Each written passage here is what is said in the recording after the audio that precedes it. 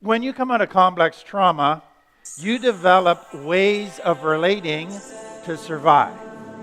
And those kept you safe, the ways you learn to relate. But what you find is as you get older, they don't work so well anymore. But it's important to go back and really understand your relationship style and why you relate the way you relate. When we talk about complex trauma, one of the terms that I use regularly is a dysfunctional family. And I have had many, hundreds of people say to me, everybody's got a dysfunctional family. We all are dysfunctional. And what goes on in their mind is this distinction that goes, the only other option to dysfunction is perfect. So nobody's got a perfect family, so we're all dysfunctional. And that seems to make sense, but it really misses an important piece. And that is dysfunctional. The opposite isn't perfect, the opposite is functional. Well, what does that mean? So the word dys for dysfunctional actually means in pain.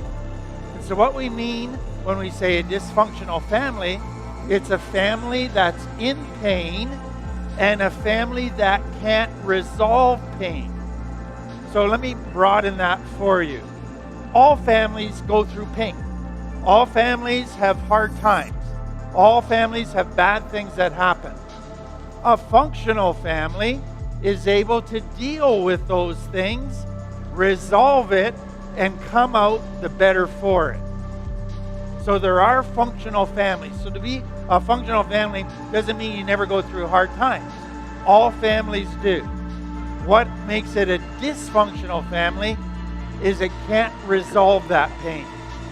And so the members of the family live in unresolved pain, which leads to the piling up of pain. And that is the reality of a dysfunctional family. So what we're going to see as we go into this is that children growing up in pain, they begin to go in their mind, what do I need to do? And they have three different priorities in their mind. What do I need to do is in how I relate so that I don't get hurt again. Secondly, what can I do as a kid that will help this family in pain? And thirdly, how do I get my needs met in this family that is in a lot of pain? And so that's where the roles come into play. In a family of complex trauma, a dysfunctional family, there's the one child that's referred to as the troublemaker. They're the ones that's defiant, rebellious, angry all the time, and he just won't get with the program and smarten up. Now let me say this right up front.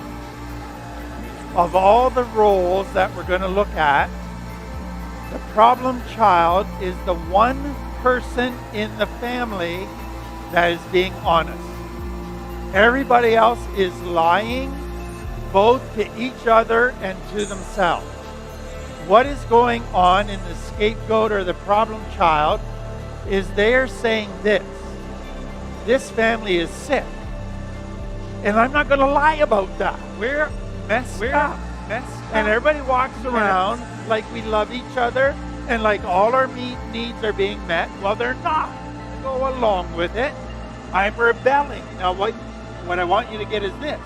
Their rebellion is actually a healthy thing. Because they're saying, I don't want a house of lies where we abuse and hurt each other. I refuse to go along with that. I rebel against what's happening here. Now that's how it starts. A good rebellion. The problem is it goes into a bad rebellion as well. But that's what it begins. Now, that's what's going on in the child. Now, here's why the parents like the scapegoat. Now, when people say, you seem to have trouble in your family, They go, look at our hero child. We're good parents. The reason we're having trouble is because of this child. He's the problem, and that's why he's called the scapegoat. He is blamed for all the problems in the family, in the marriage. And what the parents basically communicate is this: if we didn't have this child, we wouldn't have any problems in our family. It all gets pinned on that child. So they're actually quite happy to have this child because they got somebody to blame for their stuff. And they don't want to look at their stuff, so they have a scapegoat to put it on. So that then results in this problem child getting blamed for everything. And so more stuff gets piled on them all the time. Now, a couple other things are happening with the scapegoat. The scapegoat becomes the honest expression of how everybody's really feeling, but afraid to show. So when he rebels and he gets angry and he lashes out and he speaks his mind to mom and dad, he's really giving a voice to everybody. They won't admit it, but that they're almost thankful for.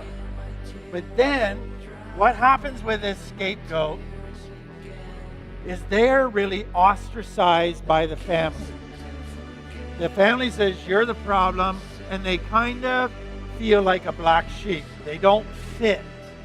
They don't belong in this family because they refuse to play by the rules of this family. And so they feel like an outsider, an outcast. So that's as a child. Now let me show you what happens as they get older into adult life. I find it interesting in working with scapegoats or problem child people all the time is that most were extremely sensitive children.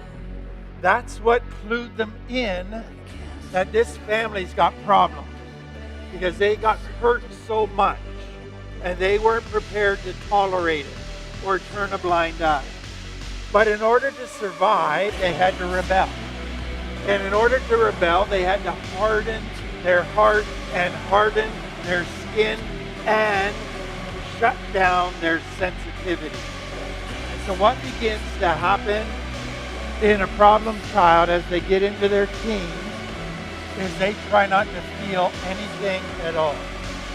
And they shut everything down. And that will become problems for them later in life. They will have to relearn how to feel emotion. They will have to really enter into scary territory. So that's the first problem. The next one, part of their rebellion in their teens is they started getting applause from other kids for being a bad boy. And so they said, wow, here's how I get my validation. I can't be validated in my family because the hero gets all the validation. So I will get validation from being a bad boy. And they tried to be the baddest of the bad. And what often happened is they felt in order to get new validation, they had to keep pushing the envelope. So last time they drank a whole 12-pack at a party. Tonight they're drinking a 2-4 at a party. And everybody's going to talk about how drunk they got. And then they push and push, always a new way of rebelling against the system. And that can be a problem. And then as soon as somebody says, who's in authority, I want you to do this, they've trained themselves to do the opposite. And so in a relationship, if their partner said, could you do this for me? They just get their back up. And they don't want to do that for them. And so to have a relationship, they're going to have to look at that rebellious knee-jerk reaction that is so part of how they train themselves to respond to authority and to rule. And then much of what they learn to do in their rebellion is to manipulate people, to intimidate people. So they got what they want, but people don't see them as safe. People see them as a bit of a danger, a loose cannon, as a person who couldn't be trusted, a person that's just got too many anger issues. And so they struggle with all of that. So the problem child, it started out really good. They refused to accept a sick situation. But what happened is they, in order to maintain that role, had to get sicker and sicker themselves. They don't realize how sick they had to become. So now when they come into adult life, they're going to still find people who pat them on the back for being a bad boy and pushing the envelope. But if they're going to get healthy and have healthy relationships, they got to be able to let that bad boy go. Now here's a challenge that many have. They go, if I let go of the bad boy, then who am I? I don't want to become a weak, little, mushy, sensitive person again that's going to get walked all over and hurt. And so, to give up a role, either the hero or the problem child, the scapegoat, there's a fear. A fear that if I drop this role, will I get hurt again? Will I get my needs met again? What will happen? And so for the scapegoat, the hero, yes, there's fear, but you're never going to get healthy unless you walk through it. And that's what we're about, is helping people walk through that and begin to change so that they can have meaningful relationships today. Let me say one final thing about the problem child, the bad boy. I find that, so let's say you were a bad girl, okay? Isn't it interesting how bad girls are attracted to bad boys? And guess what happens in recovery? Bad girls, they're prepared to give up being a bad girl, but for some reason they're still attracted to bad boys. That's a recipe for disaster.